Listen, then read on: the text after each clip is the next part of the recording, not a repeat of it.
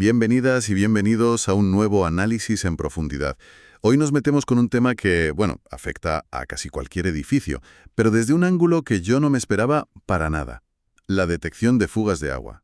Y para ello tenemos sobre la mesa un documento de investigación fascinante de Michael P. Hasselbeck para Microphonon LLC. El título ya lo dice casi todo. Detección acústica de fugas a distancia y de ultrabajo consumo. Y ojo, que esto es clave, no hablamos de los sensores de humedad de toda la vida, los que se tienen que mojar. Claro, ni de los medidores de flujo carísimos que se ponen en las tuberías. Exacto. La propuesta aquí es otra cosa, es radicalmente diferente. Nuestra misión, entonces, es desgranar cómo un pequeño dispositivo puede, literalmente, escuchar una fuga de agua a más de 10 metros, incluso a través de las paredes. Y todo esto consumiendo poquísimo. Vamos, un oído biónico para nuestras casas. Pero empecemos por el principio, a ver. ¿Qué problema intenta resolver esta tecnología que no solucionen ya las que existen? Pues intentar resolver el problema de las fugas más insidiosas, las más traicioneras. Una tubería que revienta es un desastre, sí, está claro, pero es evidente, lo oyes, ves el agua. No hay duda de lo que está pasando, vamos. Exacto. El problema real son las fugas pequeñas, ese goteo constante dentro de una pared o bajo el suelo que puede pasar desapercibido meses. Sí. Son las que descubres cuando ya es tarde, tienes la pared negra de moho y, bueno, la factura del fontanero es astronómica. Precisamente, esas fugas causan daños estructurales, problemas de salud por el moho, un desperdicio de agua continuo que, y esto es importante, los contadores de las compañías a menudo ni registran. La idea clave del documento es que cuando el agua a presión se escapa por una grieta diminuta, genera un sonido muy particular. ¿Qué tipo de sonido? Pues un sonido de banda ancha y de muy alta frecuencia. Imagina un silbido muy agudo, casi ultrasónico. Un sonido que el oído humano apenas percibe, si es que llega a hacerlo. Este dispositivo está diseñado para ser un oyente súper especializado, sintonizado solo para ese silbido. Me gusta mucho la analogía que usa el autor para que lo entendamos. Dice que es una mezcla entre un detector de rotura de cristales y uno de humos. A ver, la parte del detector de cristales la pillo. Es detección acústica. Pero claro, la rotura de un cristal es un evento súper corto, muy violento. Una fuga es constante. ¿Cómo se come eso? Esa es la pregunta clave y la base de toda la innovación. Un detector de rotura de cristales tiene que estar escuchando activamente todo el tiempo, gastando energía sin parar. Claro, por si se produce ese evento de 2 segundos. Justo. Una fuga de agua, sin embargo, es persistente. No dura segundos, puede durar horas, días, semanas. Y esta persistencia, lo cambia todo. ¿En qué sentido? 2. Echa una escucha súper rápida. Si oye el silbido, es casi seguro que va a seguir ahí en la siguiente escucha y en la siguiente. El 99,9% del tiempo está dormido. Un momento. Entonces el primer gran titular aquí es que han creado un guardián que puede vigilar durante años, con un par de pilas. Eso, por sí solo, ya cambia las reglas del juego para cualquier dispositivo del Internet de las cosas. Totalmente. El autor calcula que 2 pilas AAA pueden alimentar el dispositivo durante años, sí. Y ahí es donde entra la segunda parte de la analogía, el detector de humos. No reacciona a un evento puntual y violento, como el cristal. Sino a una condición sostenida en el tiempo, como el humo. Busca la persistencia. Exacto. Entendido. Ahora, el documento menciona una limitación que me pareció, fascinante y bastante contraintuitiva. El tipo de fuga es crucial. Hay una imagen, la figura 3, que lo ilustra muy bien. Sí, esto es de lo más curioso del estudio. La imagen muestra 2 escenarios. A la izquierda, una fuga por una junta suelta que crea un spray disperso, como el de un nebulizador de jardín. ¿Vale? Y a la derecha, una fuga por un agujero diminuto y perfecto, que crea un chorro laminar, suave, ordenado, casi un hilo de agua. Y lo lógico sería pensar que el chorro más potente, el más ordenado, sería más fácil de detectar. Pues es justo lo contrario. El chorro laminar, que en las pruebas del estudio tenía un caudal un 50% mayor, fíjate. ¿50% más de agua? Sí. Pues es mucho más silencioso en las altas frecuencias que busca el sensor. El spray, al ser más caótico y turbulento, genera muchísimas más vibraciones de alta frecuencia. Es mucho más ruidoso para el sensor. O sea que el dispositivo no mide cuánta agua se pierde, sino cómo de desordenada es la fuga. Exacto. Mide la firma acústica de la turbulencia. Afortunadamente, la mayoría de las fugas en el mundo real, las de grietas y juntas defectuosas, se parecen mucho más al spray ruidoso que al chorro silencioso y perfecto. De acuerdo. La física del sonido de la fuga tiene todo el sentido. Pero aislar ese silbido diminuto del resto de ruidos de una casa, la tele, una conversación, el tráfico, me parece encontrar una aguja en un pajar. ¿Cómo lo hace el hardware? La foto del circuito, la figura 1, muestra una placa bastante pequeña, la verdad. Bueno, pues el secreto es un sistema de filtrado de 3 etapas. Es increíblemente selectivo. La analogía que usa el autor me parece perfecta. Es como un guardia de seguridad muy estricto en la puerta de una discoteca exclusiva. Me gusta. ¿Cuál es la primera barrera de seguridad? Es un filtro mecánico, puramente físico. La pieza de plástico blanco que se ve a la izquierda de la placa es un resonador de Helmholtz en miniatura. Un resonador de Helmholtz. Eso suena a algo sacado de un laboratorio de física del siglo XIX. Y el principio lo es, ¿eh? Es exactamente lo mismo que ocurre cuando soplas por el cuello de una botella de vidrio vacía y produce un tono específico. Ah, vale. La botella, con su volumen de aire y su abertura, actúa como un resonador de Helmholtz. En este caso, es una pequeña cámara de plástico impresa en 3D, colocada justo encima del micrófono. Su forma y tamaño están calculados para que el aire en su interior resuene y amplifique de forma natural un rango de frecuencias muy concreto, alrededor de los 8,9 kHz. O sea que antes siquiera de encender un solo transistor, el aparato ya está escuchando el doble de bien solo por su forma física. Es pura eficiencia. Exacto. Según el documento, este pequeño truco de física acústica duplica la sensibilidad del sensor en la frecuencia que le interesa. Ya de entrada está prestando más atención donde debe y haciendo oídos sordos al resto. Pura elegancia, sí. Vale, esa es la primera barrera. ¿Y la segunda? La segunda es un filtro electrónico analógico. Una vez la señal pasa por el micrófono y el resonador, una serie de componentes en la propia placa se encargan de atenuar aún más las bajas frecuencias.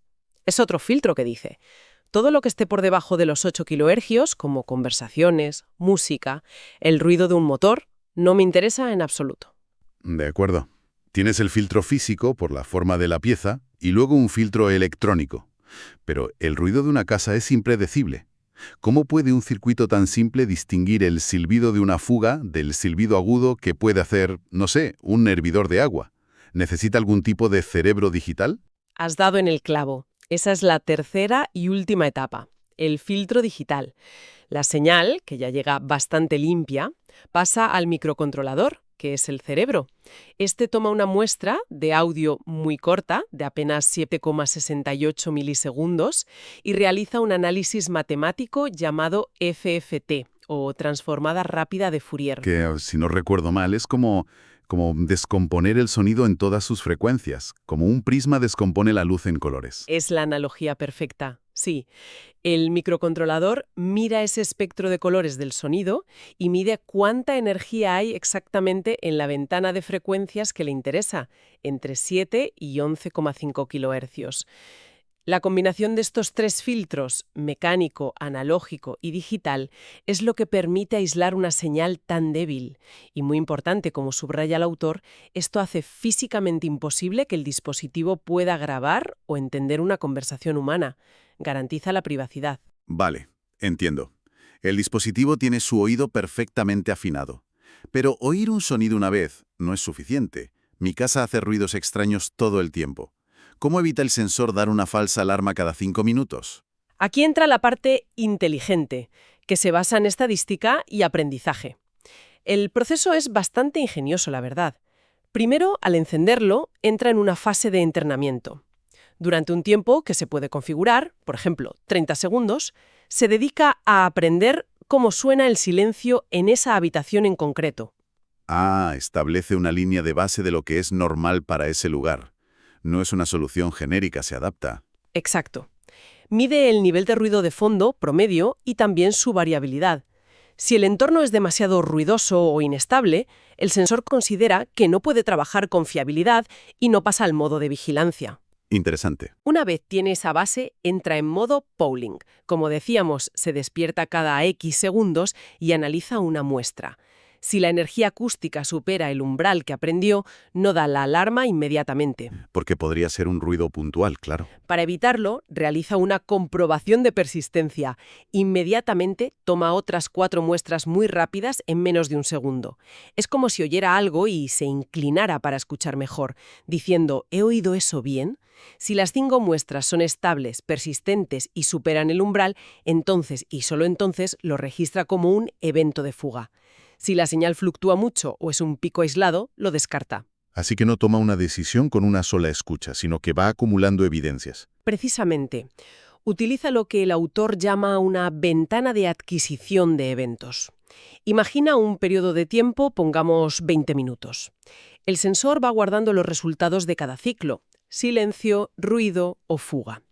Y la alarma solo se activa cuando el número de eventos de fuga dentro de esos 20 minutos supera un porcentaje muy alto, por ejemplo, el 80 o el 90%.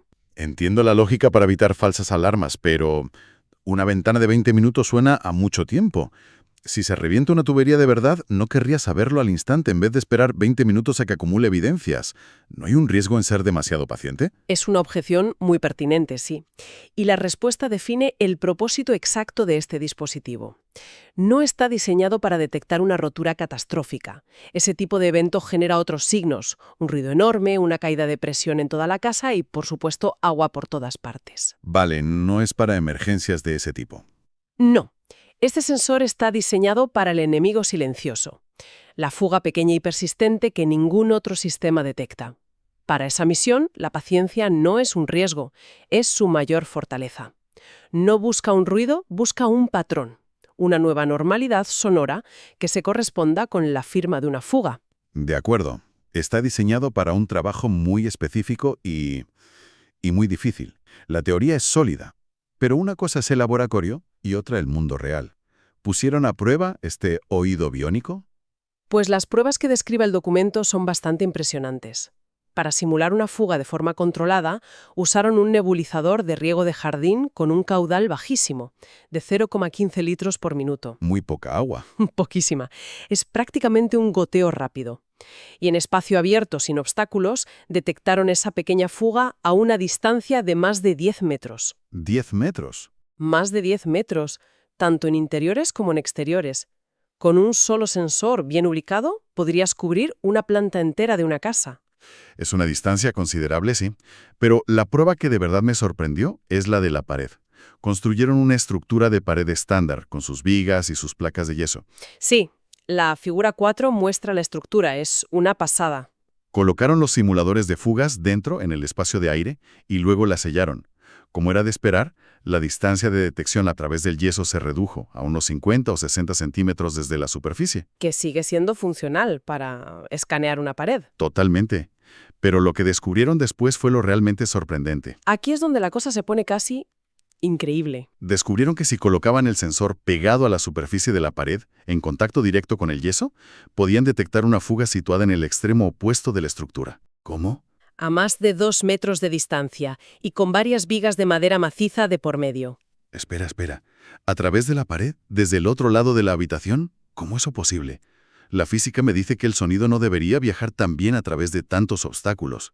La hipótesis del autor es que la propia estructura de la pared, con sus cámaras de aire y sus elementos sólidos, actúa como una especie de guía de ondas o cámara de resonancia. La energía de alta frecuencia no solo viaja por el aire, sino que también se transmite como vibración a través de los materiales sólidos, el yeso, la madera. ¿Y el sensor, al estar pegado? Al estar en contacto directo, es capaz de captar esa energía que se filtra por la superficie. Es una capacidad que abre la puerta a monitorizar el interior de las paredes de forma no invasiva. Demos un paso atrás para asimilar todo esto. Si tuviéramos que resumir los puntos clave, las grandes ideas, para mí la primera es el enfoque. Es completamente nuevo. Olvidarse de tocar el agua y centrarse en escuchar su sonido. Totalmente. Yo añadiría como segundo punto la elegancia del diseño. Es una combinación muy inteligente de física clásica con el resonador de Helmholtz y procesamiento digital avanzado. No es fuerza bruta, es astucia. Y ese diseño astuto nos lleva al tercer punto, que es crucial. el consumo de energía extraordinariamente bajo.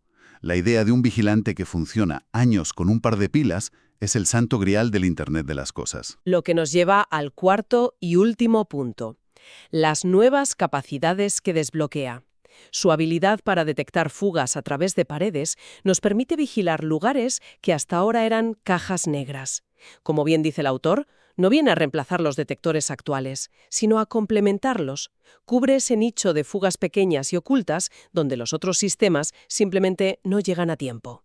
Es una herramienta de precisión para un problema muy concreto. Y para terminar, hay una reflexión que deja el propio documento y que creo que es la que más potencial tiene. Toda esta tecnología se ha desarrollado y probado con fugas de agua, pero el principio físico es universalmente aplicable a cualquier fuga de gas a presión. Claro, el principio es el mismo. Un fluido a presión que escapa por un orificio pequeño genera turbulencia y sonido de alta frecuencia. Da igual que sea agua, aire o xeno. O cualquier otra cosa. Exacto. Piensa en aire comprimido en una fábrica, refrigerantes en un sistema de climatización industrial, vapor o incluso gases medicinales en un hospital. Y eso nos deja con una pregunta interesante para reflexionar. Más allá de una fuga de agua en casa, que ya es importante, ¿dónde podría tener un impacto aún mayor esta tecnología? Quizás detectando una lenta pero increíblemente costosa fuga de refrigerante en un supermercado o monitorizando la integridad de las líneas de oxígeno en un hospital para garantizar la seguridad. Las posibilidades son realmente amplias. El principio es el mismo, pero las consecuencias de la fuga pueden ser mucho más graves. Es un campo de aplicación enorme que se abre a partir de esta investigación. Con esa idea en mente, concluimos nuestro análisis de hoy. Gracias por acompañarnos.